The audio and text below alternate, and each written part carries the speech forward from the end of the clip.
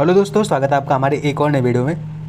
दोस्तों, आज 27 अगस्त जो 2023 है और पेट 2021 के आधार पर आज जूनियर असिस्टेंट का मेंस का पेपर था। तो चलिए 2021 का जो मेंस का पेपर हुआ जूनियर असिस्टेंट का, उस पेपर को देखते हैं और उसके टफनेस लेवल को देखते हैं, उसका कैसा पेपर आया था और उसका फुल पेपर सोल्यूशन करवाते हैं और लास्ट में आप लोगों को एक्सपेक्टेड एक कट ऑफ भी बताते हैं। तो चलिए शुरू करते हैं और हर चीज़ आप लोगों को बताते हैं। फ्रेंड्स, चलिए आप लोगों को दिखाते हैं और पेपर देखिए। पहला पेपर का जो पहला भाग है वो है हिंदी परिज्ञान एवं लेखन योग्यता। तो पहला क्वेश्चन ये है कि हिंदी में कौन से मूर्धन्य व्यंजन है? डा है, ढा है, पा है, फा है। ऑप्शन बी में जा, झा, डी में ग और घ। तो इसमें आप लोग ऑप्शन बताइए कौन सा सही होगा। ए इसमें ऑप्शन हमारे हिसाब से सही है। उसके बाद क्वेश्चन नंबर 2 पर आते हैं कि नाम धातु क्रिया का प्रयोग किस वाक्य में है? तो उसमें नाम धातु क्रिया का प्रयोग किसने? उसने मेरी पूरी संपत्ति हथिया ली, मैंने नौकर से पूरे घर की सफाई करवाई, वह खाना खाकर सो गया, सुरेश ने एक महल बनवाया। इन चारों ऑप्शन में आप लोगों का कौन सही है आप लोग करेक्ट करके बताइए और ऑप्शन में जरूर बताइएगा। नेक्स्ट चलिए देखते हैं। नेक्स्ट ये है कि बिना जल्दी चलिया में विधेय विस्तारण कौन है? बिना जल्दी चलिया क्वेश्चन नंबर 3 में इसमें विधेय विस्तारण कौन है? तो इसमें चली विधेय विस्तारण है, बिना विधेय विस्तारण है, या फिर जल्दी विधेय विस्तारण है, या फिर अविधेय विस्तारण। इसमें ऑप्शन में कौन सा सही है? तो हमारे हिसाब से ऑप्शन डी सही है, जल्दी। उसके बाद फिर नेक्स्ट देखते हैं कि निम्नलिखित में से कौन सी सुमित्रा नंदन पंत की कृति नहीं है? तो ऑप्शन ए कुरुक्षेत्र, बीड़ा, पल्लव, स्वर्णधूल। तो इनमें से ऑप्शन में आप लोग बताइए कौन सा सही है। फिर नेक्स्ट क्वेश्चन नंबर 5 में देखते हैं, संयुक्त वाक्य की पहचान क्या होती है? इनमें 2 वाक्य होते हैं, एक प्रधान उपवाक्य और एक या अधिक आश्रित उपवाक्य होते हैं। वाक्य में मुख्य क्रिया एक ही होती है, एक प्रधान और एक समानाधिकरण उपवाक्य होता है और 2 उपवाक्य आपस में स्वतंत्र रहते हुए किसी योजक और अथवा किंतु आदि से जुड़े होते हैं। तो ये 4 ऑप्शन इसके हैं। फिर नेक्स्ट क्वेश्चन नंबर 8 की तरफ आते हैं। क्वेश्चन नंबर 6 की तरफ आते हैं। लिखा है कि जिस क्रिया से सूचित होने वाला व्यापार कर्ता करे और उसका फल कर्ता पर ही पड़े उसे कौन सी क्रिया कहते हैं? उसे अकर्मक क्रिया कहते हैं। के लिए किस कारक का चिन्ह है? तो के लिए संप्रदान कारक का चिन्ह है। आगे अब क्वेश्चन नंबर 8, निम्नलिखित में से किस अलंकार में शब्द का प्रयोग एक ही बार किया जाता है पर उसके एक से अधिक अर्थ निकलते हैं? श्लेष है, यमक है, उपमा है, रूपक है। क्वेश्चन नंबर 9 की तरफ देखते हैं। निम्नलिखित में कौन सा पत्र औपचारिक पत्र नहीं है? अंक तालिका की नई प्रति प्राप्त करने के लिए केंद्रीय माध्यमिक शिक्षण बोर्ड को लिखा जाने वाला पत्र। दूसरा, कक्षा में प्रथम स्थान प्राप्त करने वाले पुत्र के लिए पिता द्वारा लिखा जाने वाला बधाई पत्र। ऑप्शन नंबर सी, पुस्तकें मंगवाने के लिए पुस्तक विक्रेता को लिखा जाने वाला पत्र। Option number C. Option number D है, अवकाश के लिए विद्यालय प्राचार्य को लिखा गया आवेदन पत्र। तो ये क्वेश्चन नंबर 9 के 4 ऑप्शन है। चलिए आप क्वेश्चन नंबर 10 देखते हैं। नीचे दिए गए उदाहरण के साथ संधि का नाम किस विकल्प में अशुद्ध है? दिगंबर व्यंजन संधि है, महार्णव दीर्घ संधि है, सदैव वृद्धि संधि है, वनोत्सव दीर्घ संधि है। तो ये 4 ऑप्शन इनमें से जो ऑप्शन सही हो आप लोग टिक कर लीजिए। फिर नेक्स्ट की तरफ बढ़ते हैं। क्वेश्चन नंबर 11, जब स्वरों के उच्चारण में ध्वनि मुख के साथ साथ नासिका द्वार से भी निकलती है उस अनुनासिकता को प्रकट करने के लिए निम्नलिखित में से किसका प्रयोग किया जाता है? रेफ का, चंद्र बिंदु का, अनुस्वार बिंदु का, नुक्ता का। ये 4 ऑप्शन इसके हैं। क्वेश्चन नंबर 12 पे आते हैं। इसका देखते हैं, किस युग में अशुद्धि है? सतसई द्विगु समास है, प्रतिवर्ष कर्मधारय समास है, दाल रोटी द्वंद्व समास है, आजन्म अव्ययभाव समास है। तो इसके 4 ऑप्शन यहाँ पर हैं। क्वेश्चन नंबर 12 पे आते हैं। यदि नेहा परिश्रम करती तो परीक्षा में अवश्य उत्तीर्ण हो जाती।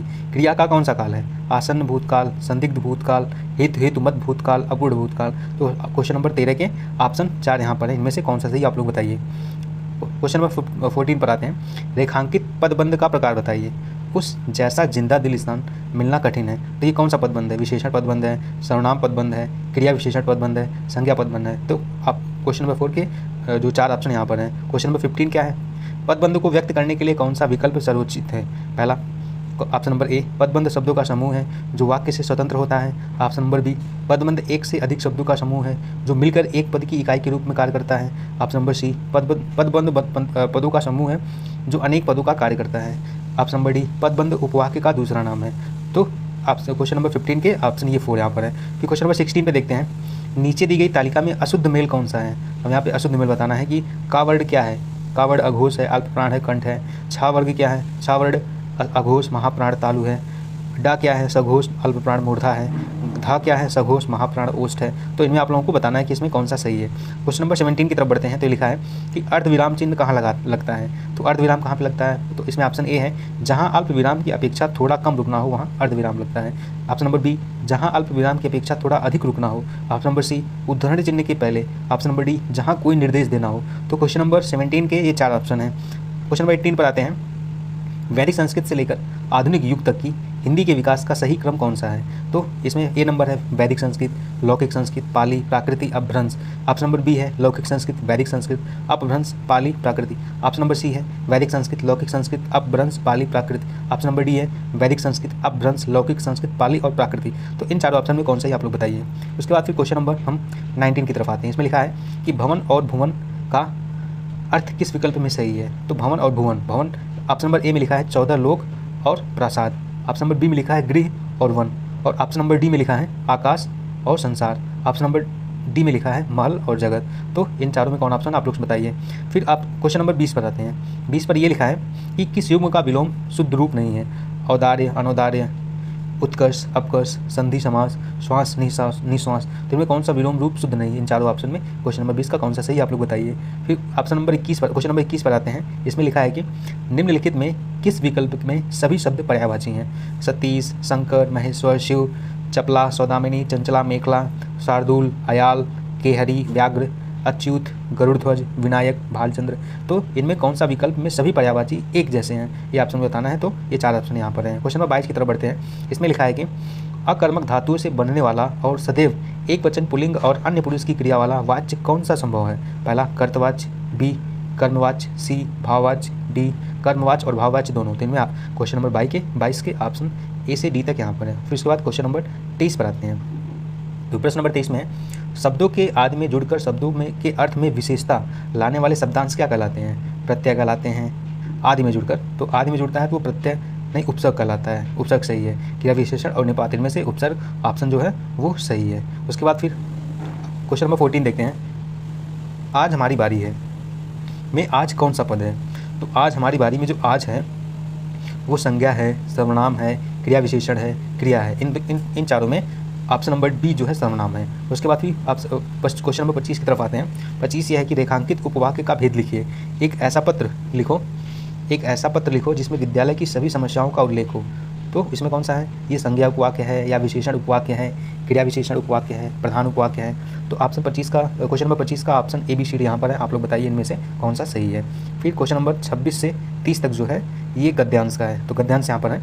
मन मेरा कभी कभी बैठ जाता है, समाचार पत्रों में ठगी।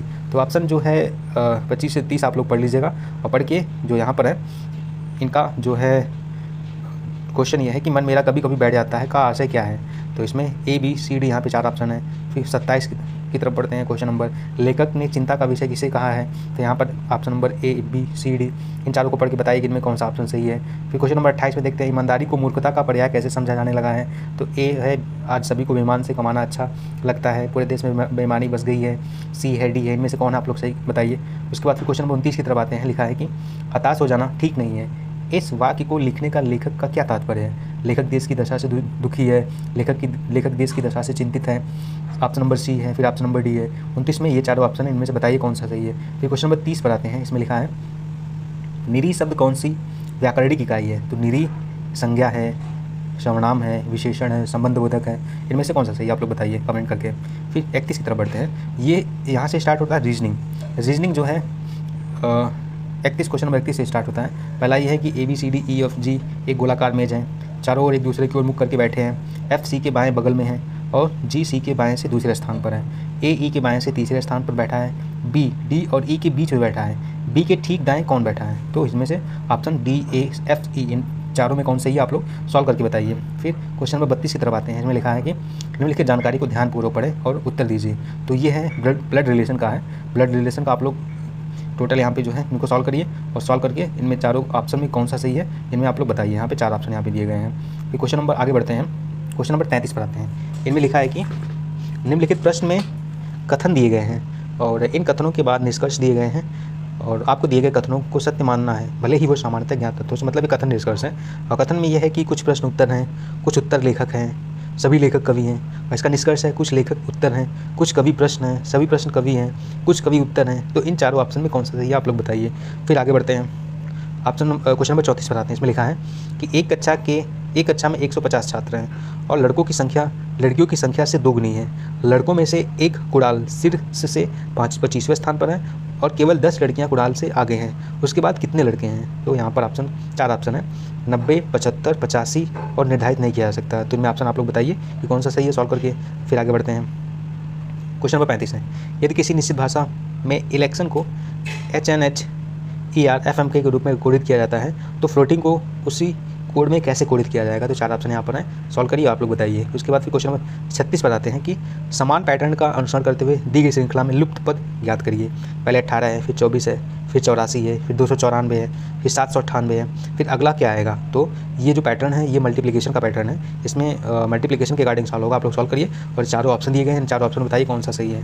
फिर 37 क्वेश्चन नंबर 37 पर आते हैं। इसमें लिखा है कि इसमें त्रिभुजों की संख्या बतानी है। तो त्रिभुजों की संख्या 15 होगा या 16 या 17, 18, इन चारों में क्या होगा? सॉल्व करके बताइए आप लोग। फिर आप क्वेश्चन नंबर 38 पर आते हैं। 38 पर लिखा है कि लुप्त संख्या ज्ञात करिए।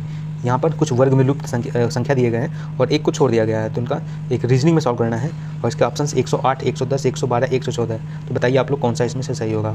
फिर क्वेश्चन नंबर 39 की तरफ आते हैं। 8 पुस्तकें एक के ऊपर एक रखी हुई है।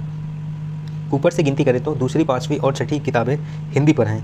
हिंदी की 2 किताबें अंग्रेजी की 2 किताबों के बीच हैं। हिंदी की 1 किताब संस्कृत की 2 किताबों के बीच में है, जबकि गुजराती की किताब के ऊपर वाली किताब अंग्रेजी की किताब है। कौन सी किताब के ऊपर से चौथी? कौन सी किताब के ऊपर से चौथी है, मतलब कौन सी किताब ऊपर से चौथी है? तो बताइए कौन सी किताब ऊपर से चौथी है। सॉल्व करके इसमें जो ऑप्शन होंगे संस्कृत है, हिंदी है, गुजराती है, अंग्रेजी है। तो ये क्वेश्चन नंबर 39 है। क्वेश्चन नंबर 40 देखते हैं क्या लिखा है। दिए गए शब्दों में उसी क्रम में व्यवस्थित करें जिस क्रम में वे शब्दकोश में आते हैं और फिर सही क्रम में चुनिए।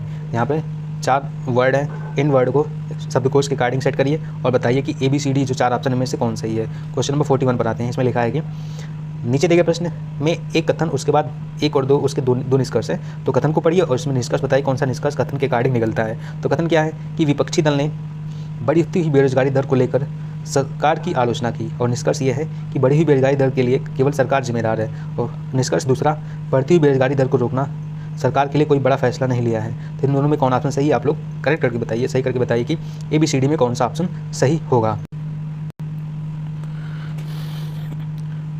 उसके बाद फिर क्वेश्चन नंबर 42 देखते हैं, 42 देखते हैं। इनमें लिखा है कि कौन सी उत्तर आकृति समस्या आकृतियों द्वारा स्थापित श्रृंखला को जारी रखेगी। तो यहाँ पे 4 समस्या आकृत है, 5 हैं और उनमें से बताना है कि कौन सी उत्तर आकृतियाँ हैं। उसके बाद फिर देखते हैं क्वेश्चन नंबर 43। यहाँ पे लिखा है कि यहाँ कृत्रिम भाषा से अनुवादित कुछ शब्द दिए गए हैं, जैसे ग्रेबल फ्लोर का अर्थ है फैन बेल्ट, एंड पिक्सन ग्लोबल का अर्थ है सीलिंग फैन, एंड आर्थोसनल का अर्थ है टाइल रूफ है। तो किस शब्द का अर्थ सीलिंग टाइल होगा? यहाँ पे आप लोग इसको सॉल्व करिए और इसका आंसर बताइए। इसका क्वेश्चन नंबर 44 देखते हैं। रेलवे स्टेशन पर पहुंचने पर आपको पता चलता है कि जिस ट्रेन को आप पकड़ना चाहते हैं वह चलने वाली है और टिकट खरीदने का समय नहीं बचा है। आपके लिए सबसे अच्छी बात यह है, आप क्या करेंगे उस समय? ट्रेन छोड़ने के बजाय उसे पकड़ लें और अगले स्टॉपेज पर TTE को टिकट खरीदने में असमर्थता के बारे में सूचित करें। पहला ऑप्शन है। दूसरा क्या है? ट्रेन में चढ़ आएँ और चुपचाप अपनी यात्रा करें। तीसरा ऑप्शन क्या है? पहले टिकट खरीदें और बाद में यदि ट्रेन वहाँ पर है तो उसे पकड़ें। ऑप्शन चौथा क्या है? चलती ट्रेन में चढ़ने का जोखिम लेने के बजाय ट्रेन छूटने दें। तो आप तो किसमें बताइए कि क्वेश्चन नंबर 44 में कौन सा ऑप्शन सही होगा। तो क्वेश्चन नंबर 45 देखते हैं। लिखा है कि धारणाएं और निष्कर्ष, मतलब कथन और धारणाएं हैं। तो कथन ये है कि प्रधानमंत्री सुबह 10 बजे लोगों को संबोधित करेंगे और दूसरा कथन है आपसे अनुरोध है कि प्रातः 10 बजे से पूर्व अपना स्थान ग्रहण कर लें। तो इसमें धारणाएं क्या है? धारणाएं ये निकलती हैं कि यदि लोग सुबह 10 बजे से पहले अपनी सीट पर नहीं हैं तो समारोह शुरू नहीं होगा। दूसरी धारणा क्या है कि समारोह तय कार्यक्रम के अनुसार शुरू होगा। तो इसमें ऑप्शन 4 हैं कि धारणा 1 अंतर्निहित है, धारणा 1 और 2 दोनों अंतर्निहित हैं। ऑप्शन सी न तो धारणा 1 अंतर्निहित है न धारणा 2 अंतर्निहित है। ऑप्शन डी केवल धारणा 2 अंतर्निहित है। तो इसमें से बताइए कि इन चारों ऑप्शन में कौन सा ऑप्शन सही होगा। फिर नेक्स्ट देखते हैं क्वेश्चन नंबर 46, कोसा सिल्क। अब यहाँ पर जो 46 है यहाँ से जनरल स्टडीज सामान्य जानकारी स्टार्ट होता है। तो देखिए जो पहला क्वेश्चन है सामान्य जानकारी का कि कोसा सिल्क जो एक भारतीय रेशम कीट एंथेरिया माइलिटा के कोया से प्राप्त होता है निम्नलिखित में से किस राज्य से संबंधित है। Option number A Andhra Pradesh, option number B Chhattisgarh, option number C Tamil Nadu, option number D Telangana. तो इन चारों में कौन सा ऑप्शन है बताइए। क्वेश्चन 47 देखते हैं। सूर्य का प्रकाश जो ऊर्जा का प्राथमिक स्रोत है निम्नलिखित में से किस सेल का उपयोग करके बिजली में परिवर्तित किया जाता है। पहला प्राथमिक सेल, इलेक्ट्रोलाइटिक विद्युत अपघटनी सेल, या फिर गैल्वेनिक सेल, या फिर फोटोवोल्टिक सेल।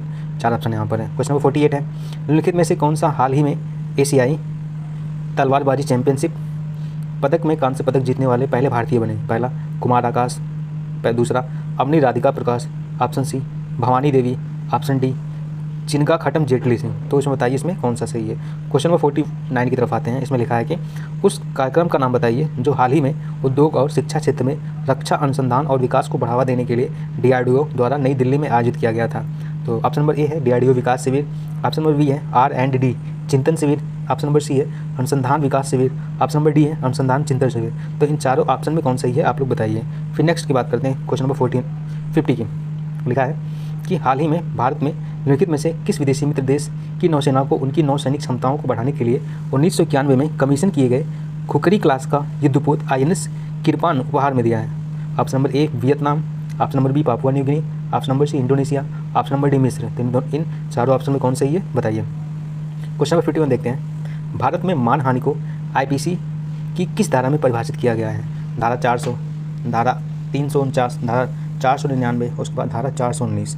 ये क्वेश्चन नंबर 51 है। फिर क्वेश्चन नंबर 52 देखते हैं कि नुआखाई जो कि एक फसल उत्सव है, भारत में मुख्य रूप से निम्नलिखित में से किस राज्य में मनाया जाता है। तो नुआखाई कहाँ पे मनाया जाता है। तेलंगाना में, मेघालय में, असम में, ओडिशा में। तो इसका ऑप्शन आप लोग बताइए। क्वेश्चन 53 की ओर बढ़ते हैं। क्वेश्चन 53 ये है कि भारतीय संविधान में किस याचिका का अर्थ है सूचित होना या प्रमाणित होना। पहला ए का है निषेध, बी है अधिकार परीक्षण, सी उत्प्रेषण, डी बंदी प्रत्यक्षीकरण। तो इन चारों ऑप्शन में कौन सा ये बताइए। फिर ऑप्शन नंबर 54 की तरफ आते हैं। IIHR भारतीय बागवानी और अनुसंधान संस्थान बागवानी के विभिन्न पहलुओं पर बुनियादी रणनीतिक प्रत्याशित और व्यावहारिक अनुसंधान के लिए एक केंद्र अभिकरण एक नोडल एजेंसी है। इस संगठन का मुख्य अनुसंधान स्टेशन निम्नलिखित में से किस राज्य में स्थित है। तेलंगाना में है, हिमाचल प्रदेश में है, उत्तराखंड में है, कर्नाटक में है। उसके बाद क्वेश्चन नंबर 55 की तरफ आते हैं। लिखा है कि निम्नलिखित में से किस घटना के बाद वल्लभ भाई पटेल को श्रद्धा की उपाधि मिली है। खेड़ा सत्याग्रह, दांडी यात्रा, बारडोली सत्याग्रह, चंपारण सत्याग्रह। तो 55 ऑप्शन के 4 ऑप्शन, 55 क्वेश्चन नंबर के 4 ऑप्शन यहाँ पर है। उसके बाद नेक्स्ट की बात करते हैं 56। निम्नलिखित भारतीय रेलवे मार्गों में से किसको ब्रिटिश काल के दौरान क्राउन ज्वेल माना जाता है और दुनिया का सबसे ऊंचा मल्टी आर्क गैलरी ब्रिज भी शामिल है। तो ऑप्शन नंबर ए है माथेरान हिल रेलवे स्टेशन, बी है कालका शिमला रेलवे स्टेशन, सी है दार्जिलिंग हिमालयन रेलवे, डी है चिल्का रेलवे मार्ग। तो क्वेश्चन नंबर 56 के 4 ऑप्शन यहाँ पर हैं। फिर नेक्स्ट की बात करते हैं 57। विष्णु शर्मा द्वारा लिखी गई प्रसिद्ध पुस्तक पंचतंत्र जिसमें पशुदंत कथाएं और कहानियां शामिल हैं मुख्य रूप से मौखिक परंपराओं और संबंधित है, जो मूल रूप से निम्नलिखित में से किस भाषा में लिखी गई हैं। पाल में लिखी गई हैं, पाली भाषा, मैथिली भाषा, प्राकृत भाषा या संस्कृत भाषा। इन चारों भाषाओं में किस भाषा में लिखी गई हैं। 58 देखते हैं। भारत में स्थित उस पर्वतीय चोटी का नाम बताएं जिसे महान बर्फ के 5 खजाने के रूप में जाना जाता है। 5 खजाने 5 भंडार सोना, चांदी, रत्न, अनाज और भगवान की पवित्र पुस्तकों का प्रतिनिधित्व करते हैं। नंदा देवी, कंचनजंगा, धौलागिरी या फिर कामेट। अगला देखते हैं। निम्नलिखित में से प्रसिद्ध भारतीय जलप्रपातों और उनसे संबंधित राज्यों का मिलान करें। मैगोड कहाँ का है, नोह कलिकाई क्या है, मीन मुट्टी से कौन संबंधित है, थलैयार से कौन संबंधित है। तो क्वेश्चन नंबर 51 के 4 ऑप्शन यहाँ पर हैं। 4 ऑप्शन मतलब 4 ये क्वेश्चन है और इसके ABCD ऑप्शन इस जगह पर है। फिर देखते हैं 60। वर्ष 1982 में नई दिल्ली में आयोजित किस खेल कार्यक्रम के शुभंकर के रूप में अप्पू एक हाथी का उपयोग किया गया था। राष्ट्रीय खेल, विश्व टेबल टेनिस चैंपियनशिप, एशियाई खेल, भारतीय कुश्ती चैंपियनशिप। तो ये 4 ऑप्शन यहाँ पर इसके हैं। क्वेश्चन नंबर 61 यहाँ पर है। भारत का राष्ट्रीय कैलेंडर शक संवत पर आधारित है जिसका पहला महीना है और आधिकारिक उद्देश्यों के लिए ग्रेगोरियन कैलेंडर के साथ 22 मार्च 1957 से 365 दिनों का एक सामान्य वर्ष अपनाया गया था। ये कौन सा है। कार्तिक, आषाढ़, पौष, चैत्र। 62 की तरफ देखते हैं। फिरोज शाह कोटला किला जो कि 1354 में सुल्तान फिरोज शाह तुगलक ने बनवाया था, यह किला किस नदी के तट पर बना है। यह किला यमुना नदी के तट पर बना है। तो इसका जो ऑप्शन सही है वो बी ऑप्शन सही है। फिर देखते हैं आप क्वेश्चन नंबर 62। तो क्वेश्चन नंबर 62 ये है, 63 ये है कि राज्य और उसके राज्य पक्षी के संबंध में सही जोड़ी का पता लगाएं। तो ऑप्शन नंबर ए है Sikkim, greater flamingo. Option number B Rajasthan का ब्लड फीजेंट। फिर ऑप्शन नंबर सी है महाराष्ट्र जो कि पीले पैरों वाला हरा कबूतर हरियल। या फिर डी ऑप्शन है गुजरात, ग्रेट इंडियन बस्टर्ड जिसे सोन चिड़ैया गोडावण भी कहते हैं। तो ये 4 ऑप्शन यहाँ पर हैं। फिर 64 की तरफ देखते हैं। निम्नलिखित में से कौन सा केरल राज्य सरकार का सर्वोच्च साहित्यिक सम्मान है जिसका नाम राज्य की 16वीं शताब्दी के एक भक्ति कवि के नाम पर रखा गया है। तो ऑप्शन नंबर ए है कुमारनाशन पुरस्कारम, ऑप्शन नंबर बी है नृपतुंगा पुरस्कार, ऑप्शन नंबर सी है एजुथाचन पुरस्कारम, ऑप्शन नंबर डी है कुप्पाली वेंकटप्पा पुट्टाप्पा सम्मान। तो ये 64 क्वेश्चन के 4 ऑप्शन यहाँ पर हैं। फिर 65 देखते हैं। लिखा है केंद्रीय विद्युत प्राधिकरण ने मसौदा केंद्रीय विद्युत प्राधिकरण विनियम 2023 जारी किया है और ड्राफ्ट के अनुसार क्षेत्र से गुजरने वाली 33 kV और उसके नीचे की सभी विद्युत लाइनों को भूमिगत किया जाएगा। ये किसके अनुसार किया जाएगा?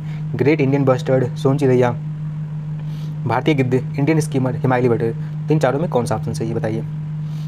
नेक्स्ट ऑप्शन नंबर 66 यह है कि क्वेश्चन नंबर 66 है कि माइक्रोसॉफ्ट वर्ड जैसे वर्ड प्रोसेसिंग सॉफ्टवेयर की कौन सी विशेषता दस्तावेज शीर्षकों के आधार पर अंतर्वस्तु की तालिका बनाने में सक्षम है। Option number A hyperlinks, option number B tiles, C है स्पेलिंग एवं grammar check, D mail merge. तो 4 ऑप्शन में कौन सही है बताइए। फिर 67 देख लेते हैं। पहले यांत्रिक कैलकुलेटर को कहा जाता था, क्या कहा जाता था? कैलकुलेटर, ओपेंट, गैलीलियो, पास्कलाइन। इन चारों में ऑप्शन में बताइए सही कौन सा है। फिर 68 देखते हैं कि माइक्रोसॉफ्ट एक्सेल में कौन सा फंक्शन टेस्ट से सभी गैर मुद्रण योग कैरेक्टर को हटा देता है, जैसे क्लीन है, इफ़ है, नेस्टेड इफ़ है या इफ़ एरर है। इन चारों में कौन सही है। 69 ये है कि के मीन्स एल्गोरिदम एक किस टाइप का एल्गोरिदम है। Option A supervised learning, option B unsupervised learning, option C semi supervised learning, option D reinforcement learning. फिर देखते हैं 70 क्वेश्चन नंबर 70। IoT उपकरणों में वायरलेस संचार के लिए आमतौर पर किस तकनीकी का उपयोग किया जाता है? Bluetooth, Ethernet, fibre optic, USB। तो 4 ऑप्शन इसके यहाँ पर हैं। फिर देखते हैं 71। अपाचे हडूप फ्रेमवर्क का एक बड़ा हिस्सा किस भाषा में लिखा गया है? C++, पाइथन, जावा या आर प्रोग्रामिंग। इन 4 ऑप्शन इसके यहाँ पर हैं। फिर 72 है कि AI एप्लीकेशन को लागू करने के लिए दी गई भाषाओं में से कौन सी भाषा आमतौर पर उपयोग नहीं की जाती है? इसमें LI लिप्स है, प्रोलॉग है, पाइथन है या PERL है। इन 4 ऑप्शन में कौन सा सही है। उसके बाद क्वेश्चन नंबर 73 देखते हैं कि माइक्रोसॉफ्ट द्वारा कौन सी ईमेल सेवा संचालित की जाती है। तो माइक्रोसॉफ्ट कौन सी ईमेल संचालित करता है? याहू मेल, आउटलुक, जीमेल या iCloud मेल। तो इसके ऑप्शन 4 ऑप्शन यहाँ पर हैं। उसके बाद फिर देखते हैं 74। साइबर सुरक्षा हमले के लिए क्या शब्द हैं जो बड़े पैमाने पर अटैक नेटवर्क बनाने के लिए एक साथ कई परस्पर जुड़े उपकरणों को लक्षित करता है? तो इसमें ए है DDoS अटैक, बी है बोटनेट अटैक, सी है जीरो डे अटैक और डी है स्पीयर फिशिंग अटैक। उसके बाद 75 देखते हैं। वर्ल्ड वाइड वेब के आविष्कारक कौन है? तो वर्ल्ड वाइड वेब के आविष्कारक टिम बर्नर्स-ली हैं। नेक्स्ट देखते हैं 76। सोशल मीडिया में हैशटैग का प्राथमिक उद्देश्य क्या है? तो हैशटैग का जो प्राथमिक उद्देश्य है आसान खोज के लिए कीवर्ड या विषयों को चिन्हित करना। ऑप्शन बी है किसी पोस्ट में व्यंग्य या विडंबना दर्शाने के लिए। ऑप्शन सी है किसी पोस्ट के लेखक की पहचान करने के लिए। ऑप्शन डी है पोस्ट को उनकी भावना के आधार पर वर्गीकृत करने के लिए। तो इसके 4 ऑप्शन यहाँ पर हैं। फिर 77 देख लेते हैं। ई गवर्नेंस में डिजिटल दस्तावेजों की सुरक्षा और प्रामाणिकता सुनिश्चित करने के लिए अक्सर किस तकनीकी का उपयोग किया जाता है? तो यहाँ पर लिखा है digital signatures, virtual private networks, distributed laser technology या क्लाउडिंग कंप्यूटर। तो 4 ऑप्शन इसके यहाँ पर है। अगला 78 क्वेश्चन है। ईमेल एड्रेस के भाग यूजर नेम और डोमेन नेम किस चिन्ह द्वारा अलग होते हैं? तो @ चिन्ह के द्वारा तो सबको ही पता होता है, बहुत ईजी क्वेश्चन आया था। नेक्स्ट देखते हैं कि 79 क्या है।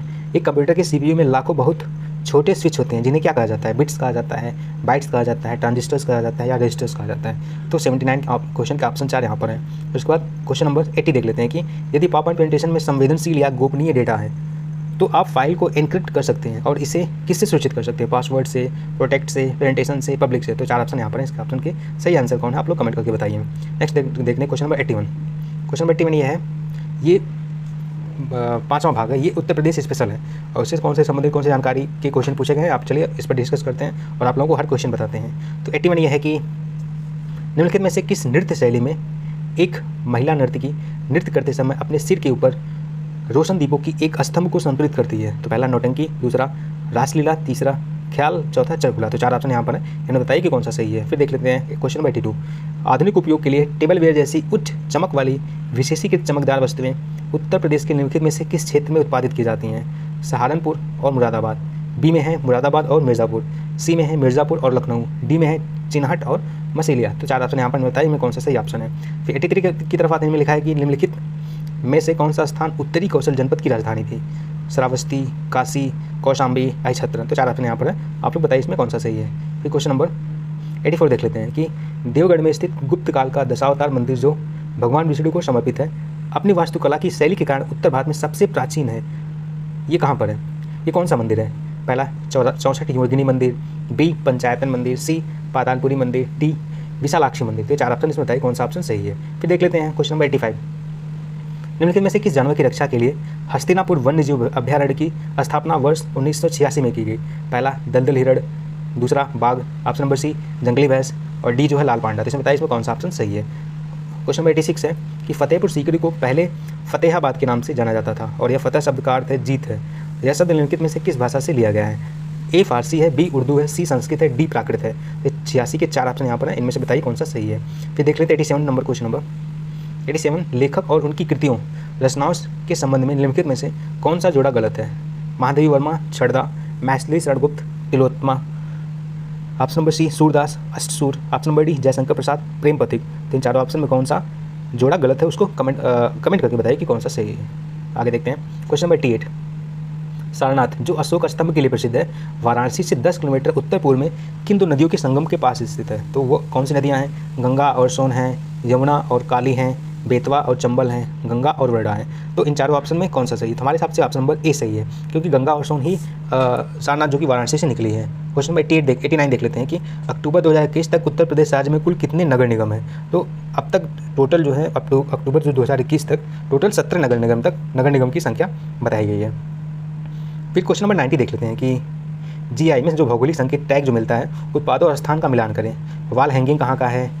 हस्तनिर्मित दरिया कहाँ का है? कैंची कहाँ पर है? हस्तनिर्मित कालीन, जो कि हस्तनिर्मित कालीन तो भदोही का है, और वॉल हैंगिंग, हस्तनिर्मित दरिया और कैंची, इन चारों में बताइए कि इसके जो ऑप्शन है A B C D, Meerut, Bhadohi, Ghazipur, Mirzapur, चार ऑप्शन मिला के और नीचे यहाँ पे दिया गया है कि ऑप्शन कट करके बताइए कि इसमें कौन सा सही है।